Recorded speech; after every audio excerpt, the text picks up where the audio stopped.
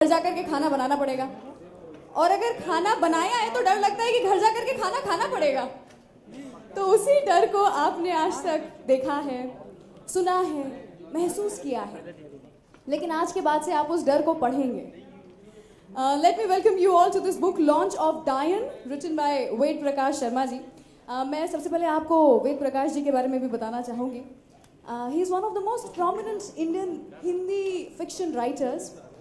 15 साल की उम्र में इन्होंने अपनी पहली बुक लिख ली थी। तब से लेकर के आज तक में स्ट्रगल बहुत करना पड़ा है, लेकिन if I am not wrong 156 से भी ज़्यादा नॉवेल्स आप लिख चुके हैं। 176। तो एक बार जोरदार तालियां हो जाए वेद प्रकाश शर्मा जी के लिए। एकता हमारे साथ में है, अभिषेक जी, अंकना है, हुमा है। तो वेद प्रकाश जी, सबसे पहले सुपर नेचुरल ऐसा विषय है जिस पर 176 उपन्यास लिखने के बावजूद मैंने कभी नहीं लिखा। जो मेरे विषय रहे वो अलग रहे, लेकिन मैंने 176 के बाद 177वां उपन्यास डायन के नाम से सुपर नेचुरल पावर्स पर क्यों लिखा, इसकी एक अलग ही कहानी है। वो कहानी ये है कि सुपर नेचुरल पावर्स पर मैं थोड़ा कम विश्वास करता था। हालांकि कुछ घटनाएं मेरे जीवन में भी हुई, लेकिन मैं उनको इस एंगल से देखता था कि शायद ये ऐसे हो गई होगी, शायद वो वैसे हो गई होगी। लेकिन एक समय जब एक थी डायन की शूटिंग चल रही थी, उस पर मुझे जाने का मौका मिला, तो वहाँ पर मेरी कुछ बातें हुई उस कहानी के संबंध में, एक थी डायन की कहानी के संबंध में। तो मैंने कुछ सवालात उठाए। आमतौर पर जो सुपरनैचुरल पावर्स पर फिल्में आती हैं तो बहुत सारे सवालों के जवाब छूट जाते हैं, बहुत सारे सवाल ही रह जाते हैं और हम थिएटर से बाहर आ जाते हैं। लेकिन जब मैंने इसकी कहानी सुनी तो मैंने जितने सवाल उठाए उन सब का मुझे संतुष्टिजनक जवाब मिला। और जब वो जवाब मिला तो मैं ये प्रेरित हुआ। कई बार मुझसे पूछा जाता है कि भैया आपको कहानी का आइडिया कहाँ से मिलता है। तो कहानी का आइडिया ऐसे मिलता है कि जब मैं शूटिंग पर था और मुझे बताया गया तो मुझे अचानक ये क्लिक हुआ कि मुझे भी इस विषय पर लिखना चाहिए जिसको मैंने आज तक छेड़ा ही नहीं। तो उससे प्रेरित होके, उस पिक्चर से प्रेरित होके, एक थी डायन से प्रेरित होके मैंने ये अपना उपन्यास डायन लिखा है। लेकिन यहाँ मैं बहुत स्पष्ट कर देना चाहता हूँ कि पिक्चर की कहानी से मेरे इस उपन्यास का कोई संबंध नहीं है। Thank you so much. मैं बताना चाहूँगी कि ट्रेस बुक के साथ में जुड़ा गया है। ये कैसे आया आपके दिमाग में कि एक बुक जो है उससे इससे किसी तरह से कनेक्ट किया जाए? What was the thoughts behind it? ये वेद प्रकाश जी की किताबें बहुत पढ़ी जाती हैं। I think her railway station पे नॉर्थ में आप इनकी किताबों के फ़ैन आपको मिलेंगे। और कहीं ना कहीं हमें ऐसा लगा कि इन्होंने भी कभी सुपरनैचुरल में वेंचर नहीं किया है। जब इन्होंने बोला कि मैं लिखना चाहता हूँ तो हमने कहा कि क्यों ना हम साथ जुड़ जाएं। कहानी सेम नहीं होगी बट वो दुनिया जो बोलते हैं हम डायनों की दुनिया, वो सेम होगी। और आई थॉट कि फिल्म के लिए भी एक अच्छा प्लेटफॉर्म मिलेगा और बुक के लिए भी, तो it is a win win for all. That's a wonderful thought. Huma, आप इस बुक के बारे में कुछ बताना चाहेंगे और कुछ आपने क्या पढ़ा है इस बुक में, क्या पसंद आया है आपको? Tell us something about it if you want to read a few lines for the media members.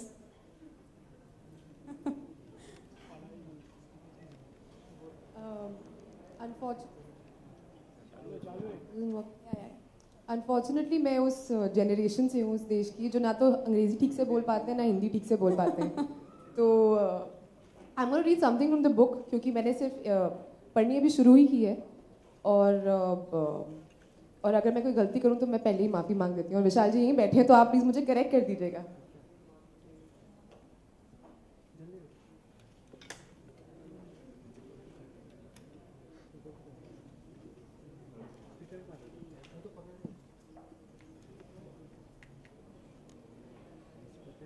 डायन. 3 दिसंबर की रात थी.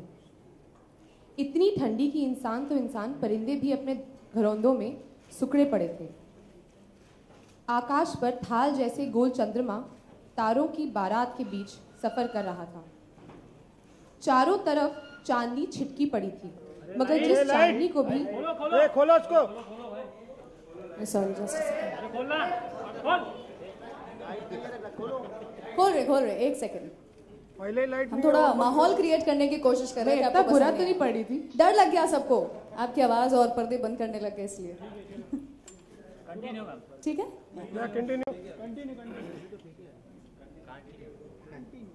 चारों तरफ चांदनी छिटकी पड़ी थी, मगर उस चांदनी को भी धरा तक पहुंचने में एड़ी चोटी का जोर लगाना पड़ रहा था.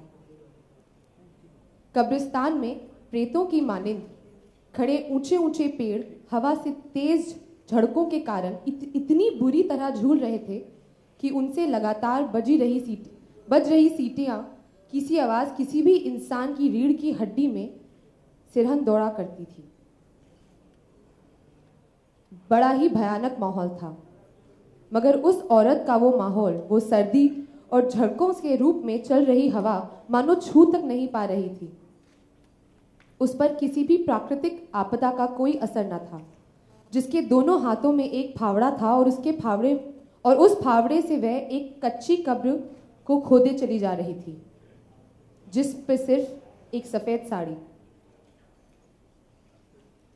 दोनों कलाइयों में चूड़ियां, पैरों में पायल, लंबे काले और घने बाल इस कद्र बिखरे हुए कि चेहरा नजर नहीं आ रहा था. कब्रिस्तान में निरंतर उसके फावड़े के जमीन से टकराने के कारण खट खट की आवाज गूंज रही थी. साथ ही गूंज रही थी उसकी कलाइयों में मौजूद चूड़ियों की आवाज. मगर जैसे ही पहले लिखा जा चुका है, कब्रिस्तान में दूर दूर तक न कोई उसे देखने वाला था, न फावड़े और चूड़ियों से पैदा होने वाली आवाज को सुनने वाला. जबरदस्त मेहनत के बाद उसने 4 फुट गहरी कब्र खोद ली. तब फावड़ा एक तरफ फेंका, जमीन पर पड़ी एक टॉर्च उठाई तथा उसकी रोशनी के झाग कब्र के अंदर डाली. वहां एक इंसानी खोपड़ी और हड्डियां नजर आ रही थी. उन पे खून की छींटें और मिट्टी लगी हुई थी. नरमुंड के मुंह में कुछ ज्यादा ही खून जमा हुआ था. उस दृश्य को देखकर कोई भी डर सकता था, मगर औरत ने उन्हें देखा तो देखती ही रह गई. आंखों में ऐसे भाव थे जिसे कोई प्रेमिका अपने प्रेमी को देख रही हो. कुछ देर तक वो खोपड़ी और हड्डियों को उसी तरह देखती रही, फिर तेजी से अपनी साड़ी जिस्म से अलग की. अब वह केवल अपने पेटीकोट और ब्लाउज में थी. साड़ी मिट्टी पर बिछा दी उसने, खुद कब्र में उतर गई. अब वह कब्र में मौजूद हड्डियों को उठाकर मिट्टी पर बिछी साड़ी पर डालने लगी. जब संतुष्ट हुई कि सभी हड्डियां साड़ी पर डाल चुकी है, तो कब्र से बाहर आ गई. हड्डी की पोटलियां बनाई और कंधे पर लादकर कब्रिस्तान के पीछे की तरफ चल दी. फावड़ा उसने वहीं छोड़ दिया, जबकि टॉर्च पोटली में डाल दी थी. Continue ma'am.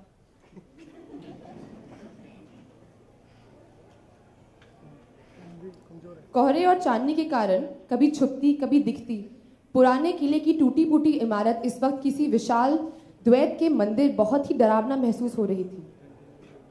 अंधेरे के बावजूद उसकी चाल में कोई फर्क नहीं आया था. हाँ, वातावरण में एक छछुंदर की खिल्ली जरूर गूंजी थी.